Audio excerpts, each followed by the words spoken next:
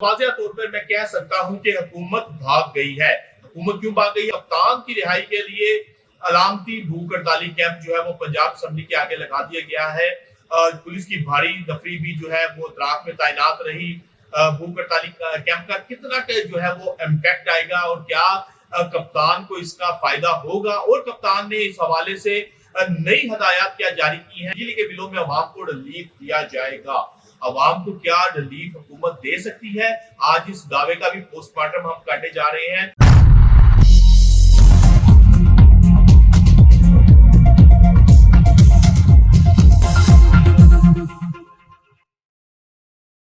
बिस्मिल्लाहिर्रहमानिर्रहीम, अस्सलाम वालेकुम व्यूअर्स, मैं हूं फारूक जोहरी और आप देख रहे हैं फारूक जोहरी ऑफिशियल यूट्यूब चैनल। बहुत अहम तरीन खबरों के साथ एक मरतबा फिर मैं आपकी खिदमत में हाजिर हुआ हूं। पहले बात करेंगे कि वफाकी काबीना का इजलास हुआ है। पाकिस्तान तहरीक इंसाफ के ऊपर पाबंदी के हवाले से कहा जा रहा था कि इस वफाकी काबीना के इजलास में जो है वो तजावीज दी जाएंगी और इसके ऊपर, इस मामले के ऊपर गौर किया जाएगा, और आर्टिकल 6 की कार्रवाई के हवाले से भी इस जो काबीना के इजलास में गौर किया जाएगा। लेकिन तमाम तर मामला तो जेर गौर ही नहीं लाया गया। आखिर हुकूमत इस तमाम तर जो है दावे से क्यों भाग रही है?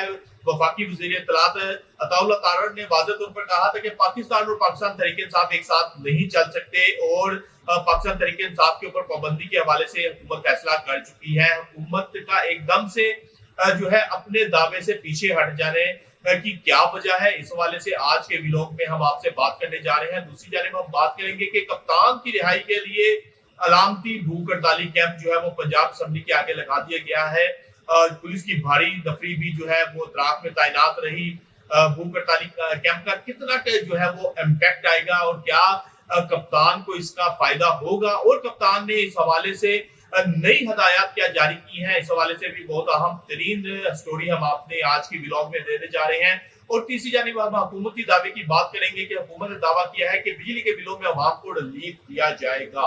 अवाम को क्या रिलीफ हुकूमत दे सकती है, आज इस दावे का भी पोस्टमार्टम हम करने जा रहे हैं। लेकिन तमाम तर स्टोरीज की डिटेल में जाने से पहले फारूक जोहरी ऑफिशियल यूट्यूब चैनल को सब्सक्राइब करना ना भूलेगा और बेल आइकन का बटन प्रेस करना ना भूलेगा, और कमेंट बॉक्स में अपनी आरा से हमें जरूर आगाह कीजिएगा। तो बढ़ते हैं आज की पहली अहम तरीन स्टोरी की जानिब कि वाज़ेह तौर पर मैं कह सकता हूं कि हुकूमत भाग गई है। हुकूमत क्यों भाग गई है? वफाकी काबीना के इजलास में कहा जा रहा था कि पाकिस्तान तहरीक इंसाफ के ऊपर पाबंदी के हवाले से जो है वो तजावीज दी जाएंगी और गौर किया जाएगा, और इमरान खान, कासिम सूरी और आरिफ अलवी के ऊपर आर्टिकल 6 लगाने के हवाले से भी जो है तजावीज दी जाएंगी और गौर किया जाएगा और अप्रूवल ली जाएगी। अब वफाकी काबीना के इजलास में कि ये तमाम तर इकदाम करके पाकिस्तान तहरीक इंसाफ को बैन कर दिया जाए। लेकिन वफाकी काबीना का इजलास पहले गुज़िश्ता रोज होना था, लेकिन उसको पोस्टपोन किया गया। अब वफाकी काबीना का इजलास आज हुआ है, लेकिन पाकिस्तान तहरीक इंसाफ के ऊपर पाबंदी यहाँ आर्टिकल 6 की कार्रवाई के हवाले से कोई तजवीज ही जेरे गौर नहीं आई, यानी कि इस मामले को डिस्कस ही नहीं किया गया। आखिर क्या वजह है कि वफाकी वज़ीर इत्तलात अताउल्लाह तारड़ तो बरमला कहते आए हैं कि पाकिस्तान और पाकिस्तान तहरीक इंसाफ एक साथ नहीं चल सकते, और पाकिस्तान तहरीक इंसाफ के ऊपर पाबंदी जो है वो बहुत जरूरी है, और भी बहुत कुछ कहा गया। लेकिन वफाकी काबीना का जब इजलास होता है तो तमाम तर जो मामलात हैं वो जेरे गौर ही नहीं लाए जाते। असल वजह यह है कि हुकूमत के भागने की वजह यही है कि हुकूमत को अपने हादियों की जानिब से जो है वो मुज़ाहमत का सामना है। जो हुकूमत में शामिल सियासी जमातें हैं उन्होंने वाज़ेह तौर पर नून लीग को कह दिया है कि अगर पाकिस्तान तहरीक इंसाफ के ऊपर हम पाबंदी लगाते हैं तो कल को हमारी बारी भी आएगी। अगर हम भी जो है किसी तौर पर मुज़ाहमत या एहतजाजी सियासत की तरफ जाएंगे तो कल को हमारा नाम भी आएगा और हमारे ऊपर भी जो आने वाली जो उस वक्त गवर्नमेंट होगी या जो उस वक्त हुकूमत होगी वो हमारे ऊपर भी पाबंदी लगा सकती है। किसी किस्म की जो है एग्जाम्पल सेट नहीं होनी चाहिए कि किसी भी सियासी जमात के ऊपर पाबंदी लगाई जाए। दूसरे लफ्जों में नून लीग को अपने इत्तेहादी जमातों की जानिब से ही सेटबैक का सामना करना पड़ा है, और इत्तेहादी जमातों ने वाज़ेह तौर पर इस हवाले से नून लीग की सपोर्ट करने से इनकार कर दिया है। यही वजह है कि अब वफाकी काबीना के जो आज इजलास हुआ है उसमें तहरीक इंसाफ के ऊपर लगने वाली पाबंदी के हवाले से गौर ही नहीं किया गया। पहले अब हमारे जराए ये बता रहे हैं कि नून लीग चाह रही है कि तमाम इत्तेहादियों को जो है वो ऑन बोर्ड लिया जाए, तमाम इत्तेहादियों को कहा जाए इस हवाले से एतमाद में लिया जाए, तमाम इत्तेहादियों की आशीर्वाद के बाद जो है तमाम इकदाम किए जाएं। और इस हवाले से हुकूमत ने अपने वुज़रा को भी बयानबाजी से रोक दिया है कि इस हवाले से आप कोई एडवांस में बयानबाजी ना करें, बल्कि पहले तमाम इत्तेहादियों को ऑन बोर्ड लें, तमाम इत्तेहादियों को जो है वो कॉन्फिडेंस मिले, उसके बाद जो है तमाम इत्तेहादियों को मनाकर जो है वो फिर इस हवाले से आगे इकदाम किए जाए। लेकिन हमारे जरा यही कह रहे हैं कि नून लीग को अपने इत्तेहादी जमातों की जानिब से सख्त मुज़ाहमत का सामना है। कोई भी इत्तेहादी जमात जो है इस हवाले से मानने के लिए तैयार नहीं है और रजामंद नहीं हो रही। उनका ख्याल है कि मुस्तकबिल करीब में अगर इस तरह की कोई एग्जाम्पल को सेट किया जाएगा तो इन फ्यूचर हमें भी पाबंदी का सामना करना पड़ेगा। तो व्यूअर्स, बढ़ते हैं अपनी अगली अहम तरीन स्टोरी की जानिब कि पाकिस्तान तहरीक इंसाफ का अलामती भूख हड़ताली कैंप पंजाब असेंबली के बाहर लगाया गया। पुलिस की भारी नफरी तैनात की गई। इससे एक रोज पहले और 2 रोज कबल जो है तहरीक इंसाफ के जो सूबाई लीडरशिप थी और जो लाहौर की लीडरशिप थी, उनके घरों पर छापे भी मारे गए और उनको गिरफ्तार भी किया गया, जिसके बाद भी अब भूख हड़ताली कैंप लगाया गया है। आखिर हुकूमत को तहरीक इंसाफ से इस कदर खौफ क्यों है? अब तक जो है ये बात समझ नहीं आ सकी।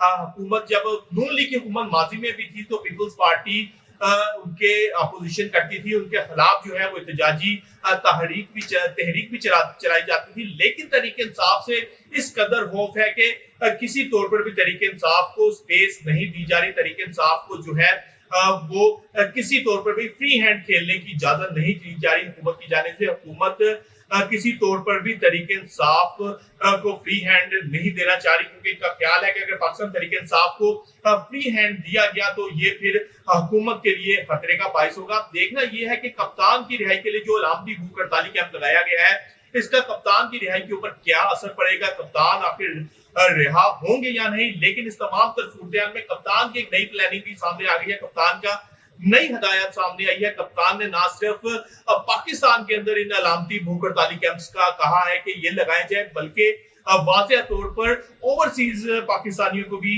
हदायत जारी कर दी गई है कि वो जिन जिन ममालिक में मौजूद है वहां पर इस किस्म के अलामती भूख हड़ताली कैंप लगाए जाए और आलमी दुनिया को बताया जाए कि कप्तान को किस तरह से पाबंदे सलासल रखा हुआ है और कप्तान को रिहाई के हवाले से जो है आलमी प्रेशर भी जो है वो पाकिस्तानी हुकूमत के ऊपर डाला जाए। कप्तान ने ये वाज़ेह हदायत जारी कर दी है।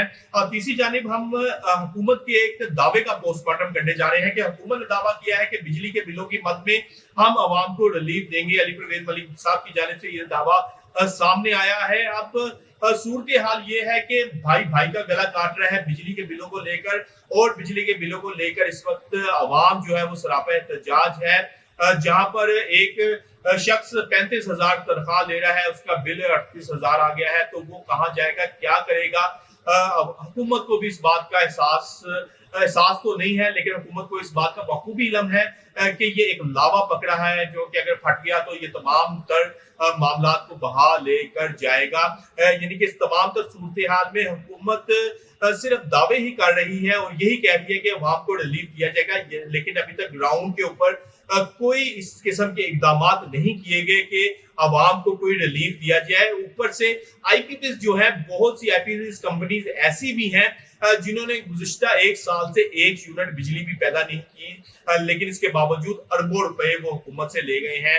और ये अरबों रुपए हुकूमत ने अपने पास से नहीं दिए, बल्कि अवाम की जेबों में से निकाले गए हैं। अवाम का खून चूसा गया है। हुकूमत वक्त को होश के नाखून लेना होंगे, क्योंकि अगस्त के अब बिल आने वाले हैं। और मैं वाज़ेह तौर पर अपने इस व्लॉग में आपको बता दूं कि अगर अगस्त के जो बिल आएंगे वो किसी तौर पर भी हुकूमत के लिए फेवरेबल कंडीशन नहीं होगी। अवाम सड़कों पर होंगे, हुकूमत जो हुक्मरान है उनका गिरबान होगा और इससे अवाम के हाथ होंगे। कल तक के लिए अपने मेजबान अपने भाई फारूक जोहरी को इजाजत दीजिएगा। अल्लाह हाफिज।